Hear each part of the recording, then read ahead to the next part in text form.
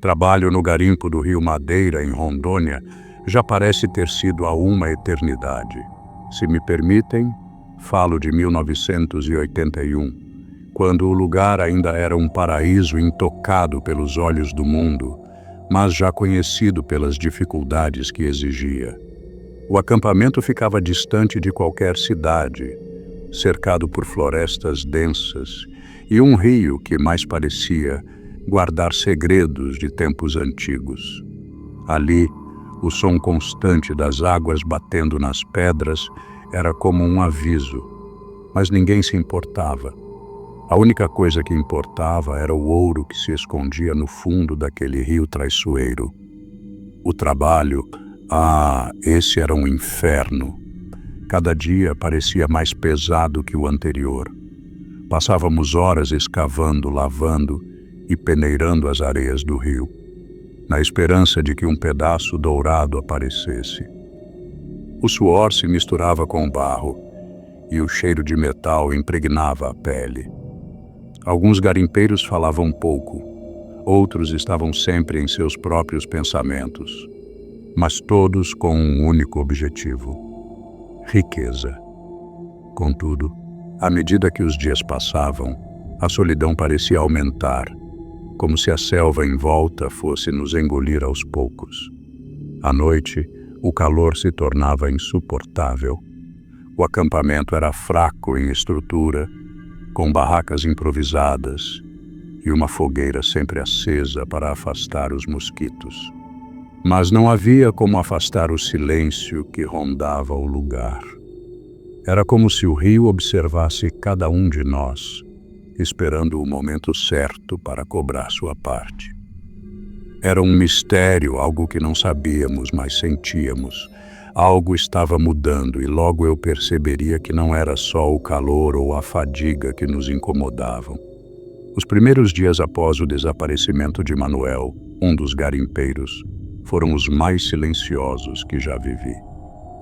Ninguém falava muito, mas a tensão pairava no ar, espessa como a neblina que se forma no rio ao amanhecer. Manuel havia simplesmente sumido. Ninguém viu ou ouviu nada, mas os rumores começaram a circular rapidamente. Alguns diziam que ele havia se perdido na mata, outros que tinha ido procurar ouro mais adiante. Mas o que se espalhou com mais força foi algo que ninguém ousava questionar. O rio tinha levado Manuel. A sensação de que o rio estava nos observando cresceu de forma incontrolável. O medo, esse velho companheiro, começou a se infiltrar nos corações dos homens. Alguns garimpeiros mais velhos, que já tinham estado em outros garimpos isolados, começaram a sussurrar sobre o caboclo d'água. Diziam que, quando o rio exige algo, ele toma, e nada pode ser feito. Outros, mais céticos, falavam de uma criatura desconhecida, uma presença que rondava as águas escuras e profundas, algo que não podia ser visto, mas sempre estava lá, esperando. E foi nesse clima de desconfiança que a rotina do acampamento mudou. O trabalho continuou, mas era difícil não olhar por cima do ombro, especialmente quando o rio estava em silêncio absoluto. Então, em uma noite sem lua, outro garimpeiro desapareceu. José, o homem que trabalhava comigo nas margens do rio, simplesmente sumiu. Não houve gritos, não houve sinais. Quando chegamos para procurá-lo, a única coisa que encontramos foi uma lanterna apagada e suas ferramentas de trabalho espalhadas pelo chão, mas nada mais. O medo tomou conta de todos nós. A sensação de estar sendo observado era insuportável. A água não fazia mais som de correnteza. Estava tudo parado, como se o rio estivesse nos esperando. Era uma noite silenciosa, mais quieta do que as anteriores, como se o próprio rio estivesse esperando algo. Os garimpeiros tentavam seguir com suas tarefas, mas os olhares desconfiados e os murmúrios incessantes tornavam o ambiente opressor. Eu sentia que havia algo mais no ar, algo que os outros pareciam querer ignorar.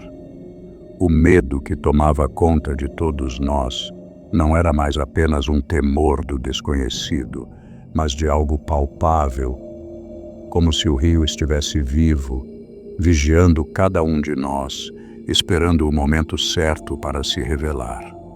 Foi então que, em uma dessas noites, enquanto todos estavam reunidos ao redor da fogueira, o som que tanto temíamos começou. Não era o som habitual das águas correndo com força, mas algo estranho, como um puxão, um arrasto vindo debaixo da superfície.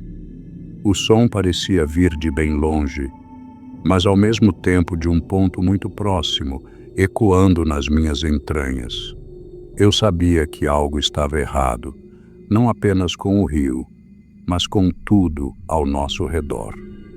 Decidi seguir até a margem para investigar, sozinho, como sempre fazia quando algo me incomodava. A escuridão parecia engolir o terreno e o rio estava mais negro do que nunca. Não havia uma lua para clarear o caminho, mas a sensação de que algo me observava me impulsionava adiante. Quando me aproximei da água, o som ficou mais forte, mais nítido. Parecia que algo estava sendo arrastado para o fundo, como se o próprio rio estivesse puxando uma presa. Foi então que eu vi uma mão, longa e fina, com dedos escamosos, apareceu da água. Não parecia humana, mas algo mais, algo monstruoso. Os dedos eram alongados e a pele parecia coberta por escamas escuras, como se fosse parte do próprio rio. O medo me paralisou. Eu não conseguia mover meus pés, como se aquela visão tivesse me hipnotizado. Quando a mão se afastou um pouco da água, o que vi em seguida foi ainda mais aterrador. O corpo de José, o garimpeiro que havia desaparecido. Seus olhos estavam abertos, mas vazios, como se ele estivesse preso em algum lugar entre a vida e a morte. Seu corpo estava marcado, rasgado, como se tivesse sido arrastado pelas profundezas. Antes que eu pudesse reagir, a mão puxou o corpo de volta para o fundo do rio, levando-o de volta para as trevas onde ele havia surgido. O som das águas se acalmou. Só o silêncio restou. O rio mais uma vez estava calmo, mas eu sabia que aquilo não era o fim. Algo maligno estava ali, esperando por nós. O medo que se espalhou pelo acampamento após o que vi na noite em que José desapareceu era palpável. Não era mais só um rumor entre os garimpeiros. Agora, todos sentiam a presença daquela coisa, seja o que fosse, que habitava o rio. Os homens começaram a evitar o trabalho à noite. Não era mais o ouro que os atraía, mas o terror que os dominava. Aquelas águas turbulentas, que antes pareciam promissoras e cheias de esperança, agora representavam apenas perigo e mistério. Alguns garimpeiros começaram a falar em abandonar o lugar, mas outros, cegos pela ganância, se recusavam a deixar a terra prometida. Falavam de grandes pepitas de ouro nas profundezas do rio, e como, mesmo com o risco de morte, valeria a pena tentar uma última vez. Eu os observava, tentando entender o que poderia motivar alguém a desafiar aquilo que estava tão claramente fora de seu controle. E ainda assim, algo dentro de mim, algo que eu não podia explicar, me impelia a continuar, a não deixar o lugar. Aquela visão da mão monstruosa ainda queimava na minha mente. Como explicar o que vi? Não havia palavras para isso. Tentei conversar com os mais velhos, perguntar sobre o que poderia ser, mas todos tinham receios demais para falar. A cada dia que passava, a pressão psicológica aumentava. Eu não conseguia mais dormir. Os barulhos do rio me perseguiam até os sonhos. Decidi investigar por conta própria, mesmo sabendo que havia algo de muito errado ali. Fui mais fundo nas margens do rio, tentando entender o que estava acontecendo, mas cada passo parecia me afastar da verdade, como se o rio fosse uma força invisível que me empurrava para longe de qualquer explicação lógica. O que estava acontecendo comigo? O que estava acontecendo naquele rio? O pânico tomava conta de todos, mas eu não conseguia fugir da obsessão por descobrir o que o rio realmente guardava. Eu já não reconhecia mais o lugar onde trabalhávamos. O acampamento estava vazio, as fogueiras apagadas, e os garimpeiros se haviam afastado, abandonando suas ferramentas e sonhos de riqueza. O medo tomou conta de todos, e ninguém mais estava disposto a enfrentar o rio. O isolamento começou a pesar. Eu estava sozinho agora, tanto fisicamente quanto mentalmente. As noites sem lua pareciam mais longas, e o som das águas tornou-se um sussurro constante em minha mente. Ninguém mais queria ajudar, ninguém mais queria buscar respostas.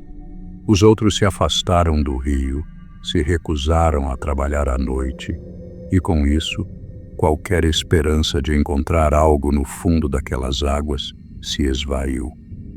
Eu os via partir, cada um se entregando à inércia do medo. Mas eu não podia continuar assim. Eu não poderia viver com o medo e a dúvida. Foi então que tomei uma decisão. Precisava encarar o que estava me assombrando. Não importava o quanto estivesse arriscado, eu precisava entender. As lendas sobre o caboclo d'água, sobre a criatura que habitava aquelas águas, começaram a martelar na minha cabeça. Talvez, se eu fosse até o fundo, fosse possível entender as regras daquele mal, quem sabe até quebrá-las. Naquela noite sem lua, armando-me apenas de coragem, me aproximei da margem do rio, onde o corpo de José havia desaparecido. As águas estavam tão calmas quanto antes, mas havia algo de diferente, algo de insidioso no ar. Meu coração batia forte no peito enquanto eu descia até a água, sem mais companhia, apenas com uma sensação de pressentimento que me paralisava a cada passo. O que quer que estivesse esperando por mim estava pronto para se revelar. Cheguei à margem do rio, e o que antes parecia uma superfície calma, agora se agitava como se algo estivesse se preparando para emergir das profundezas. A água parecia viva, pulsando de forma inquietante, e eu senti uma presença crescente, algo muito maior do que qualquer garimpeiro ou criatura humana. O vento parou, e o silêncio tomou conta do ambiente, como se a própria natureza estivesse segurando a respiração. Foi então que eu vi. Uma enorme sombra se ergueu da água, crescendo a cada segundo até tomar a forma de uma figura monstruosa. Seus braços eram longos, finos e cobertos por escamas que refletiam a luz da lua, e seu semblante era de uma fúria indescritível. A criatura não tinha um rosto humano, mas seus olhos profundos e vazios pareciam observar minha alma. A visão daquilo era tão aterradora que minha mente começou a fraquejar, e o medo se instalou como um veneno. Era o caboclo d'água, ou algo ainda mais antigo, mais terrível, uma entidade das profundezas. A batalha não era física. Eu não podia lutar contra aquilo com as mãos ou com a força do meu corpo. O rio, ou a criatura que o governava, atacava minha mente. Cada respiração minha era uma luta para manter o controle, para não ser engolido pela escuridão daquela força sobrenatural. Minha visão embaçou e a sensação de estar perdendo minha identidade se tornou insuportável. O peso de uma presença imensa tentava me consumir, puxando minha alma para dentro das águas. Mas algo dentro de mim se rebelou. Eu resisti. Lutei com todas as forças que restavam em mim, minha vontade de viver, de entender o que estava acontecendo. O caboclo recuou, mas não sem antes me mostrar a visão do que ele guardava nas profundezas. As águas do rio estavam cheias de almas perdidas, corpos submersos que nunca encontrariam descanso. Vi os rostos distorcidos dos garimpeiros que haviam desaparecido, seus olhos vazios me encarando enquanto eram arrastados pelas correntes. Eu sobrevivi ao encontro, mas o preço foi alto. A verdade do rio me marcou para sempre. Quando retornei ao acampamento, algo havia mudado dentro de mim. O confronto com a entidade das águas ainda pulsava na minha mente, mais vívido do que qualquer imagem ou visão do garimpo. As imagens daquelas almas perdidas, os rostos dos homens que desapareceram, me seguiam a cada passo. O calor da noite parecia mais opressor, e os sons da floresta pareciam sussurrar os segredos que o rio guardava. Eu não era mais o mesmo homem que chegara ali meses antes. Algo de muito mais pesado agora habitava em minha alma. O acampamento estava deserto. Os outros garimpeiros, dominados pelo medo, já tinham abandonado o local, fugindo para longe do rio, como se, ao deixá-lo para trás, pudessem escapar daquilo que o Madeira guardava. Mas eu sabia que ninguém estava livre. O preço do ouro era mais alto do que qualquer um poderia imaginar. Aqueles que foram engolidos pelas águas não encontrariam descanso, e aqueles que ficaram não seriam mais os mesmos. O rio se alimentava de algo mais profundo do que simples riquezas. Ele tomava o espírito, dilacerava a mente, e o que restava era uma sombra de quem éramos antes. O garimpo acabara, mas a marca do que acontecera ali jamais seria apagada. O medo não acabaria com a partida dos outros. Não era o medo da morte que me assombrava, mas a revelação do que o Madeira realmente escondia, o que ele tomava para si com suas águas escuras. O ouro era apenas um ímpeto para os perdidos. A verdadeira riqueza do rio era a alma que ele conseguia consumir. Enquanto o acampamento desaparecia nas sombras da noite, eu me sentava sozinho, refletindo sobre o que o rio me ensinara. O que era realmente valioso? O que precisávamos sacrificar para sobreviver à imensidão de algo tão incompreensível? A resposta parecia clara. Nada poderia nos preparar para o preço que a natureza cobrava dos que ousavam desafiá-la. E ali, sozinho, eu entendi que o rio, com sua força invisível e eterna, nunca deixaria de nos acompanhar. Eu sou Ivone, de Humaitá, Amazonas, e no ano de 1990, um amigo meu, o Zé do Sertão, me contou uma história que até hoje me faz calar a boca e olhar o rio com um temor que não consigo explicar. Zé era garimpeiro de longa data, daqueles que conhecem os mistérios da floresta e do rio como a palma da mão. Trabalhava com a terra, com o ouro, mas o que ele viu naquelas águas, isso foi algo que nenhuma mão humana poderia entender. Ele me disse que foi em uma manhã comum, como tantas outras, que ele se aventurou sozinho no rio Madeira. Pegou sua canoa, remou para longe da margem e começou a pescar. A calma da água parecia convidativa, mas algo naquela hora estava diferente. Zé nunca soubera explicar o que era, mas sentiu uma presença. Primeiro foi um silêncio denso, um peso nas águas, como se o rio parasse de respirar. A sensação de ser observado cresceu aos poucos, até se tornar insuportável. De repente, ele ouviu um som, algo batendo nas águas com força, vindo de baixo. Ele olhou ao redor, mas não viu nada. Tentou ignorar, pensando ser algum peixe, talvez uma piranha, mas o som não cessava. Pelo contrário, crescia, como se algo se aproximasse da sua canoa, algo grande.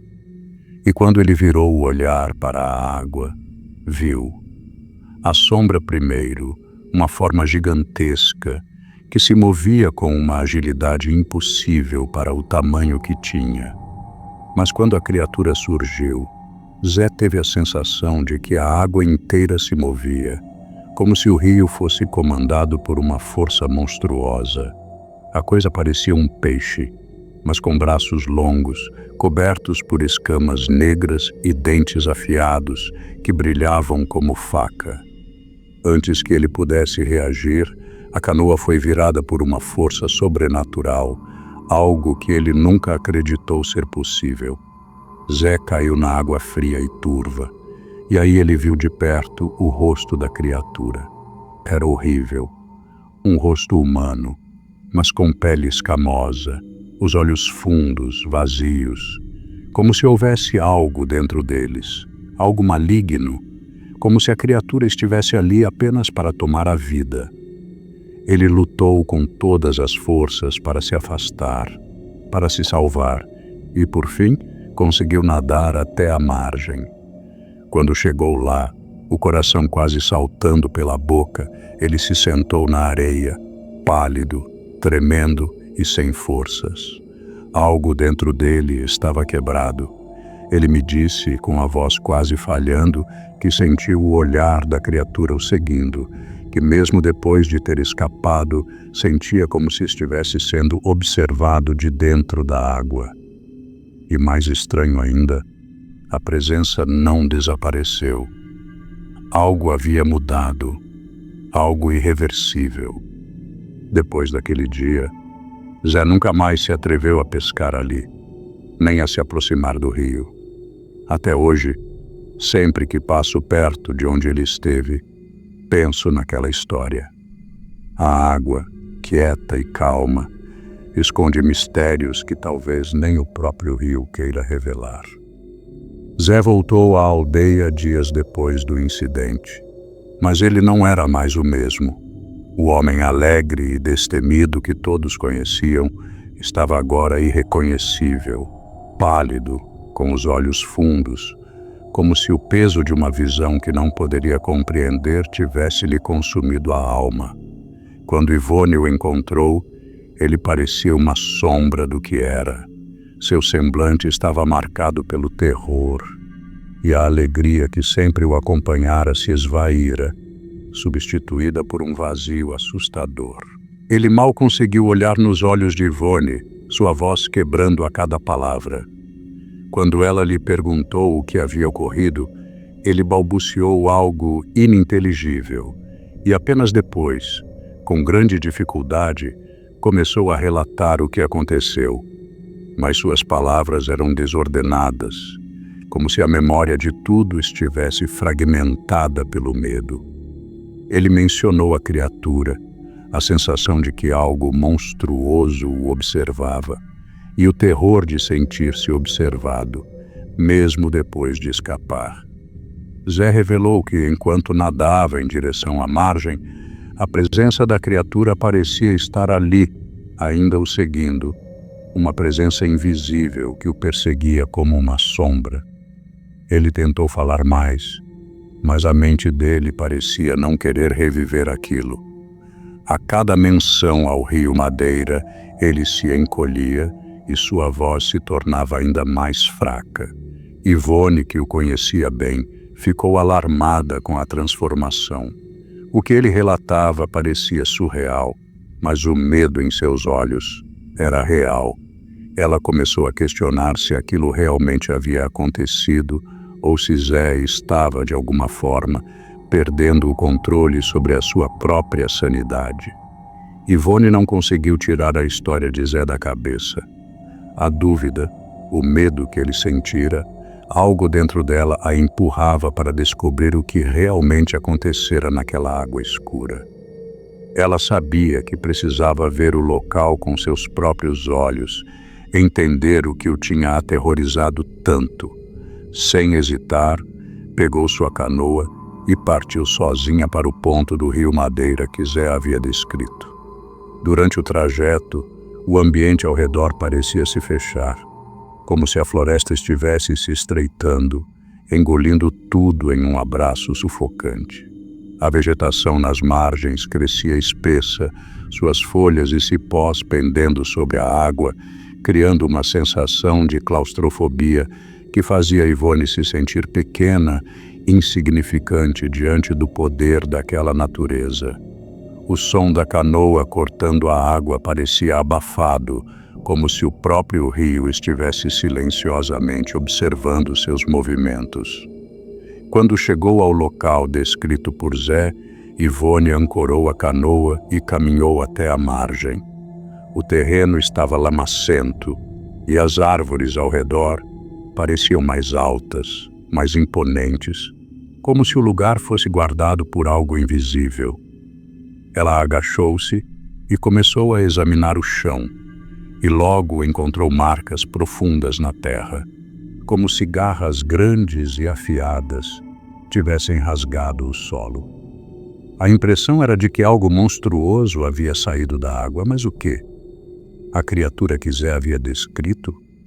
Mas onde estava? Ivone olhou para o rio. Ele parecia calmo, inofensivo, até bonito, sob a luz suave do sol. Mas um arrepio percorreu sua espinha, e a sensação de ser observada a envolveu como um manto. Ela olhou para todos os lados, mas nada se movia. O clima de mistério era espesso no ar, a tensão palpável. Ivone não sabia se estava apenas imaginando ou se realmente havia algo ali, naquelas águas turvas, esperando. De volta à aldeia, Ivone não podia simplesmente deixar a história de Zé para trás. Ela precisava entender se aquilo era um caso isolado ou se algo mais sombrio e profundo estava acontecendo no rio Madeira.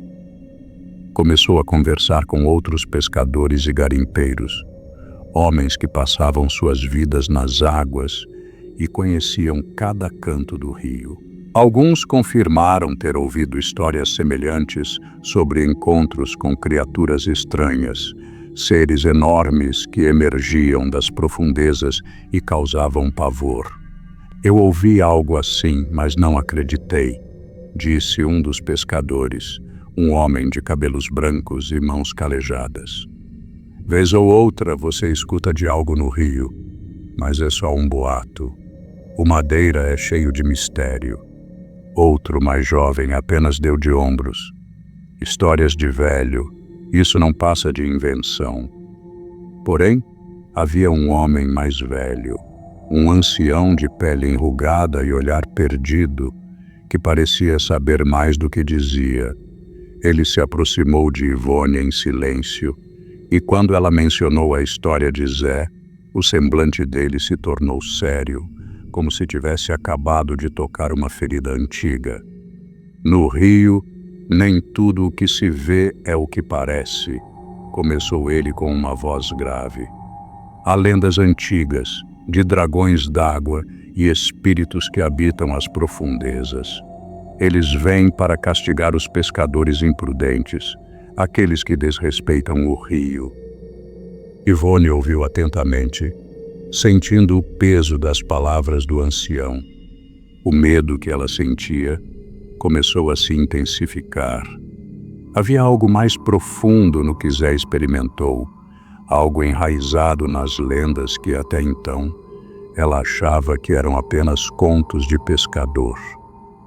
Naquela noite, Ivone não conseguia dormir. A imagem das marcas de garras na margem do rio Madeira e o relato de Zé a perseguiam, fazendo sua mente girar. Ela tentou se convencer de que tudo não passava de uma superstição antiga, mas algo dentro dela sabia que havia mais. Aquela sensação de ser observada, como se algo estivesse aguardando nas sombras do rio, não a deixava em paz. E então, o pesadelo veio. Ela se via em sua canoa, flutuando calmamente pelas águas do rio Madeira, o som suave da água batendo nas bordas. De repente, a sensação de ser puxada para baixo começou, lenta, mas implacável. Algo invisível, com uma força sobre-humana, agarrava sua canoa, forçando-a para o fundo.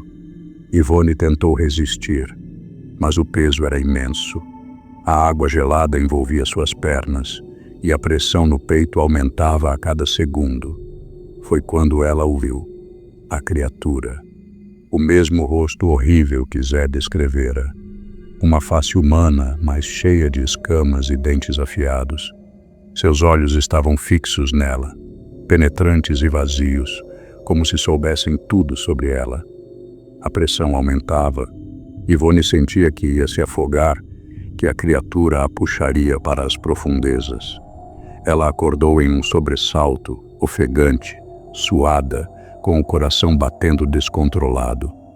A sensação de sufocação ainda a envolvia e o pesadelo parecia real demais. Ela se levantou, tremendo, e pela primeira vez começou a questionar se o que Zé experimentou não era simplesmente um produto da imaginação, mas algo sobrenatural, algo que ela não poderia explicar. A linha entre a realidade e os ecos do pesadelo começou a se desfazer. Yvonne não conseguia mais ignorar o peso do mistério. Algo dentro dela a empurrava de volta ao local do incidente, como se fosse a única maneira de encontrar respostas. Ela sabia que estava se aproximando de algo importante e não podia se dar ao luxo de recuar agora.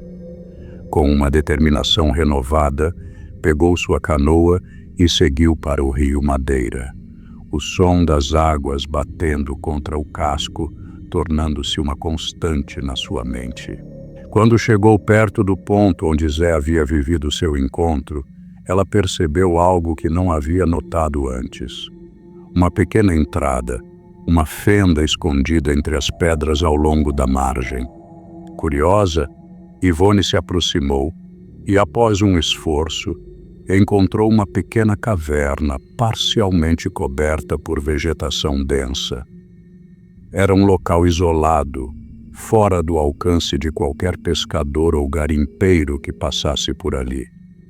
Dentro da caverna, o ar era úmido e pesado, e Yvonne notou imediatamente os vestígios que indicavam que o lugar não era apenas um abrigo natural. Ossos de peixe quebrados estavam espalhados pelo chão e fragmentos de escamas cobriam as paredes de rocha. A caverna parecia ter sido utilizada por algum ser aquático, possivelmente como um esconderijo ou ponto de alimentação. Enquanto explorava o local, Yvonne ouviu um som vindo da água, algo estranho, como um leve arranhar, seguido de um ruído mais profundo. Um arrepio percorreu sua espinha. Ela olhou em volta, mas não conseguiu ver nada. Quando tentou se afastar, uma sombra movia-se ao longe, como se estivesse a observando, acompanhando cada um de seus movimentos. Yvonne se virou rapidamente, mas não havia nada. O silêncio retornou. Embora não soubesse exatamente o que acontecera, ela sabia em seu íntimo que as lendas que Zé mencionara tinham, de fato, uma base de verdade. Algo no rio estava vivo, algo que desafiava toda a lógica. Yvonne retornou à aldeia, o peso da investigação ainda sobre seus ombros. Ela sabia que, por mais que tivesse encontrado vestígios e pistas, o mistério do rio Madeira nunca seria completamente resolvido. Zé, agora permanentemente marcado pelo encontro que teve, se recusava a voltar para o rio. Ele permanecia calado, os olhos vazios de algo que não conseguia compreender, uma sombra que o perseguia sem fim. Embora Ivone tivesse descoberto a caverna e os vestígios de seres aquáticos, havia algo inexplicável no ar, uma sensação de que mais existia ali, além do que ela podia ver ou entender. O medo e as lendas que rondavam a região continuavam a assombrar os moradores, passados de geração em geração, e Ivone sabia que as histórias de criaturas e espíritos aquáticos nunca deixariam de assombrar a aldeia. Enquanto refletia sobre o que tinha presenciado, Ivone sentiu um peso profundo em seu coração. Ela já não via o rio Madeira da mesma maneira. As águas, que antes lhe pareciam tranquilas e conhecidas, agora carregavam uma aura de mistério e perigo. Mesmo tendo ido atrás da verdade, ela sabia que o rio era guardião de segredos antigos, e não cabia a ela desvendar todos eles. O legado do rio, com suas águas sombrias e criaturas desconhecidas, permaneceria para sempre em suas memórias, assim como na vida de Zé. Aquela experiência mudara algo dentro dela, uma marca que, assim como o rio, ficaria ali, guardada nas profundezas de sua alma. O mistério não estava resolvido, mas talvez fosse exatamente isso que o tornava ainda mais real. Em 1978, vivíamos em São Carlos do Madeira, um vilarejo simples e distante, no interior de Rondônia. Meu nome é Manuel, mas me chamam de Caçador de Ouro. E meu irmão João sempre foi o mais calado, mas seu olhar curioso era o que nos guiava nos tempos de garimpagem. A vida por aqui não era fácil, mas a terra dava o que podia, e o rio Madeira, com suas águas traiçoeiras, era o nosso sustento. Os dias se arrastavam com o som do metal batendo nas pedras e o movimento dos barcos na correnteza, levando as promessas de riquezas soterradas nas profundezas do rio. O rio, embora fonte de vida, tinha seu lado sombrio. Sempre ouvi histórias desde criança de pescadores e outros garimpeiros sobre lugares do Madeira que ninguém ousava se aproximar. Um desses lugares era a parte do rio conhecida como a Boca do Bicho, uma região onde as águas pareciam mais densas, mais escuras. Muitos falavam em lendas, histórias antigas, sobre uma entidade chamada Caboclo d'Água, um espírito que, segundo se dizia, vigiava aquele pedaço do rio, levando para as profundezas os imprudentes que ousavam desafiar suas leis. Eu e João, ainda jovens, não acreditávamos nessas histórias. Eram apenas fábulas contadas por aqueles que já estavam velhos demais para arriscar as margens traiçoeiras do Madeira. Mas o medo, mesmo disfarçado de descrença, sempre esteve presente, como uma sombra invisível sobre nós. Naquela época, não sabíamos que algo estava prestes a mudar em nossas vidas, algo que nos faria repensar tudo o que acreditávamos sobre o rio e as criaturas que habitam suas águas. O dia da expedição finalmente chegou. Eu e João, como sempre, passamos a manhã organizando tudo para a jornada até o rio Madeira.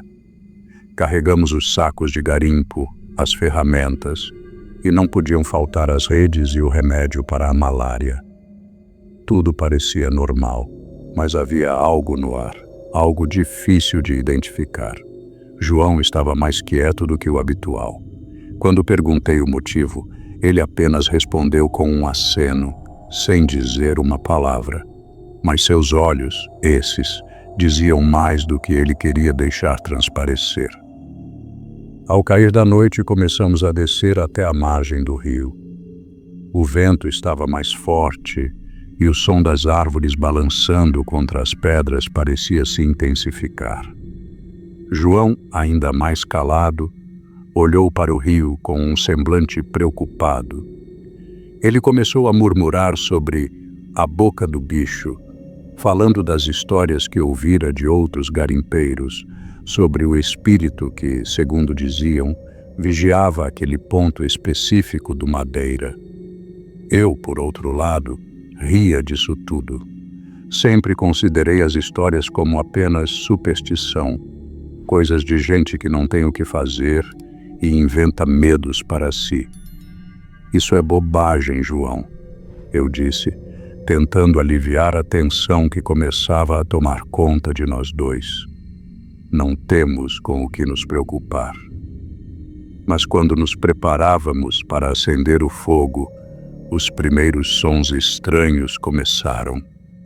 Um zumbido distante, como se algo estivesse arrastando a água nas profundezas. O som se intensificou, misturando-se ao sussurro do vento.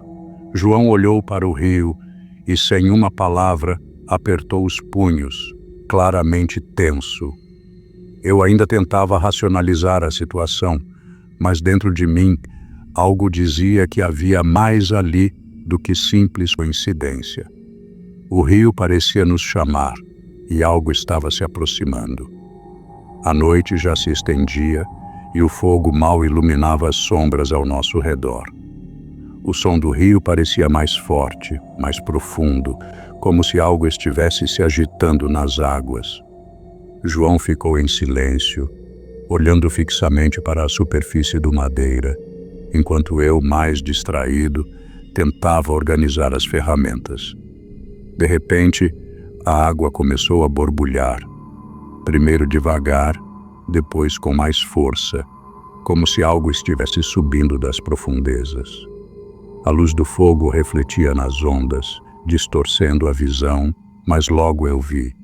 Algo emergia da água. Era uma sombra gigante, movendo-se com uma lentidão aterradora, como se estivesse nos observando há muito tempo. Os braços longos e cobertos de pelos grossos se estendiam para fora, e o mais horrível eram os olhos, vermelhos, como brasas acesas, brilhando com uma intensidade que fazia o próprio ar parecer quente. João deu um passo para trás, visivelmente assustado. Ele tentou gritar, mas a voz não saiu. Quando ele deu o primeiro passo em direção à margem, a criatura fez um movimento rápido, tão rápido que eu mal consegui entender. Antes que eu pudesse reagir, os braços monstruosos se estenderam e agarraram João, puxando-o com força para as águas turbulentas. O grito de João ecoou pela noite desesperado, mas foi abafado pelo som da água. Corri sem pensar, mas ao chegar à margem, a cena que encontrei era impossível de descrever. A água estava agitada, mas João, ele já não estava lá. O barco estava vazio. A única marca na água era a ondulação das ondas. Olhei desesperado para os lados, mas a escuridão me cegava. O que quer que tivesse levado meu irmão, eu não tinha como impedir. Fui tomado pela sensação de que algo terrível acontecera, mas o que exatamente eu ainda não podia entender. O medo parecia tomar conta de tudo, como se o próprio rio nos estivesse engolindo. Eu ainda estava em choque, meu corpo paralisado pela sensação de impotência. O barco de João estava vazio, balançando lentamente nas águas calmas, como se esperasse por alguém para guiá-lo de volta. Mas não havia ninguém. Só o silêncio profundo da noite e o som da correnteza que parecia zombar da minha dor. Olhei mais de perto.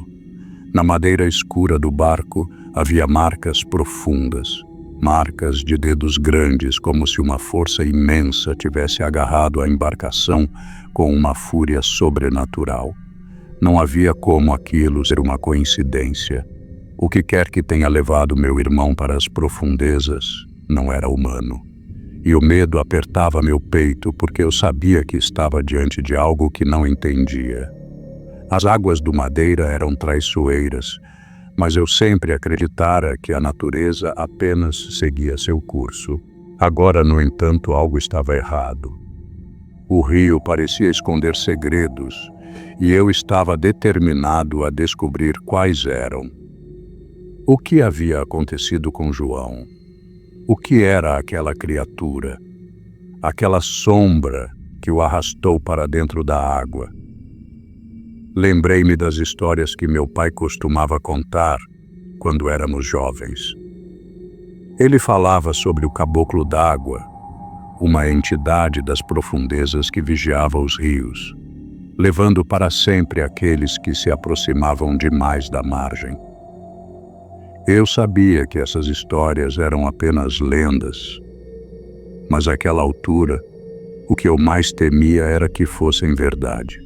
Não podia deixar meu irmão se perder para sempre. Eu precisava entender, precisava saber o que aconteceu, e a busca por respostas já estava me consumindo, mais do que eu poderia imaginar. Nos dias que se seguiram, algo em mim mudou. A angústia pela perda de João começou a se misturar com uma necessidade urgente de entender o que realmente aconteceu. A dor da perda foi substituída por uma obsessão, e as respostas que antes pareciam banais começaram a parecer fundamentais. Não podia mais ignorar as histórias que meu pai e outros nos contavam sobre o caboclo d'água e a região maldita da boca do bicho.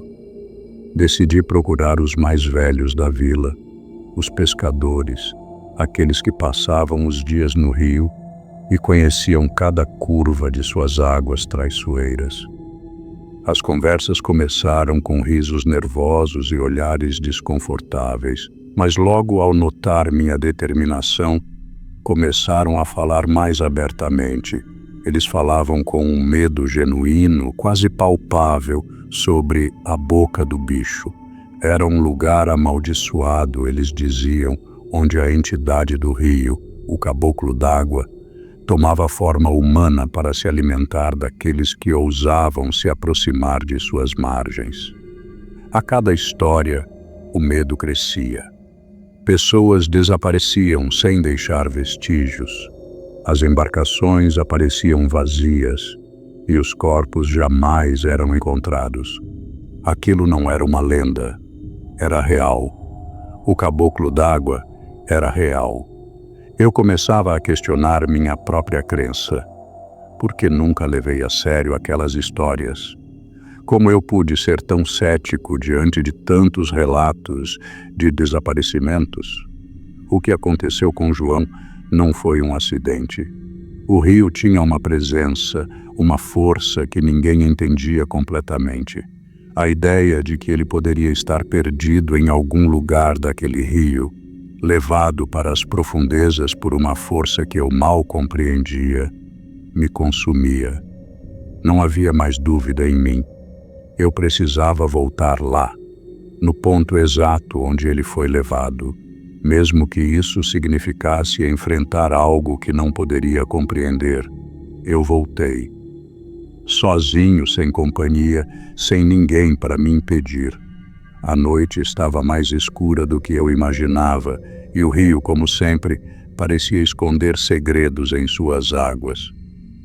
À medida que me aproximava da margem da boca do bicho, um frio estranho percorreu minha espinha. O silêncio era absoluto, mas havia algo de errado no ar. Eu podia sentir os olhos da floresta sobre mim, um olhar invisível que me observava de todos os ângulos. Passei os olhos pela margem, tentando encontrar alguma pista, alguma coisa que me dissesse o que realmente aconteceu com João.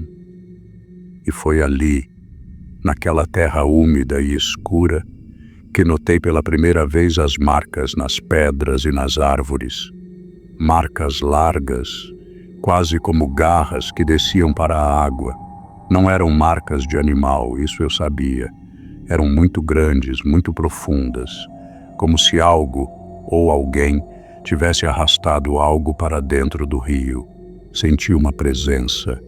uma sensação de ser observado, mas ao olhar em volta, nada se movia. As sombras da noite estavam impenetráveis, mas o rio parecia vivo. Era como se ele estivesse respirando, como se estivesse esperando. E foi então que eu vi, ou melhor, senti. A água começou a borbulhar, como se algo estivesse se preparando para emergir. A criatura apareceu diante de mim, mas ao contrário de antes, eu não senti medo. O que vi não era apenas uma sombra, mas uma forma, uma entidade gigantesca, com braços cobertos por pelos grossos, olhos vermelhos como brasas. O caboclo d'água estava ali, diante de mim. Eu não fugi, pelo contrário, aproximei-me, quase como se quisesse entender, saber mais. Mas antes que pudesse fazer qualquer movimento, a criatura desapareceu nas águas profundas, deixando-me sozinho mais uma vez. Agora eu sabia.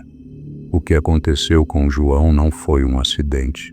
Ele havia sido levado como tantos antes dele, e o caboclo d'água, com seus olhos ardentes e sua forma monstruosa, era a razão. Eu não podia mais negar a verdade. Eu vivi mais de 70 anos, e a dor da perda de João nunca se afastou completamente. O corpo dele nunca foi encontrado. O rio, com suas águas traiçoeiras e sua promessa de silêncio eterno, nunca me deu respostas. Eu procurei por explicações racionais, tentei entender, mas tudo o que encontrei foi a verdade irrefutável. Algumas coisas simplesmente não podem ser compreendidas pelos olhos humanos. O caboclo d'água, aquela entidade que me fez ver o que estava além da realidade, não era uma lenda. Ele era real, tanto quanto o rio que serpenteia pela nossa terra, com suas correntes poderosas e suas margens implacáveis. Aqueles que desrespeitam o rio, ou pior, o desafiam, pagam um preço. João pagou esse preço e, de alguma forma, eu também. O que aconteceu naquela noite, na boca do bicho, nunca poderá ser desfeito. O meu irmão, como tantos outros antes dele, foi levado pelas águas. Agora, tudo o que restou foi a lembrança das suas palavras, do seu grito, que ecoa nas profundezas do rio. A presença do caboclo d'água não é uma simples história para assustar os ingênuos. Ele é a força do próprio rio, uma força que não pode ser combatida. Agora, como homem envelhecido, alerto aqueles que buscam explorar o que é desconhecido. O rio tem suas leis, e as forças que habitam suas águas, como o caboclo d'água, não se importam com nossas crenças ou nossa razão. Elas são antigas e imutáveis. Respeitem o rio ou paguem o preço.